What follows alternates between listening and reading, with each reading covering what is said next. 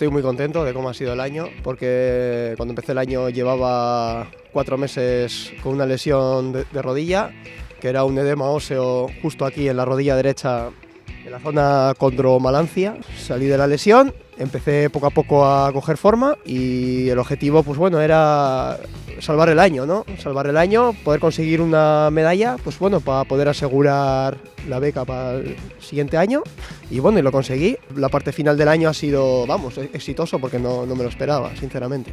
Y yo lo que destacaría es sobre todo la parte final del año, sobre todo el cross, porque el cross eran 2 jornadas, era viernes y sábado, y el viernes era 3 kilómetros, que era cross corto. Y claro, a ver, yo el cross corto, por chispa, como no tengo chispa, pues hombre, no pensaba que iba a hacer podio ni de Blas, o sea, que va. Dije yo, bueno, si me defiendo en el cross corto y en el largo, que era el sábado, el siguiente día, pues ahí sí que puedo pelearlo, ahí sí que voy a tener opciones para poder pelear las medallas.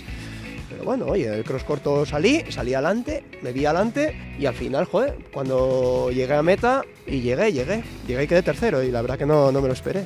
Y luego lo que fue la leche fue el siguiente día, ya el sábado, cuando quedé primero. Eso sí que ya no me lo esperaba porque había gente que era más rápida que yo. Es mucho más que una medalla y ganar.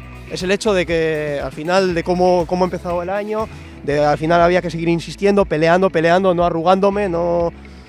Es eso, de que al final de pelear y seguir, que el haber llegado a ese nivel, pues es muy satisfactorio. Hay que ir pasito a pasito, hay que ir con humildad, trabajando como he hecho hasta ahora. Mi primer objetivo, salvar el año. Segundo objetivo, pues bueno, iremos viendo.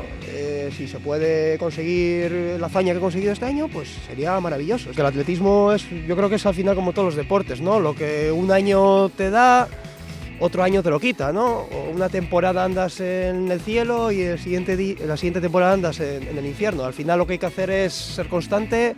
Basquetín me ayuda, vamos, en casi todo. Puedo comprarme material para entrenar, por lo que sea, si tengo una lesión o me tienen que atender algún médico, pues porque me ha pasado 1000 historias, pues voy a la privada, pido cita y me dan seguido la cita y al final pues...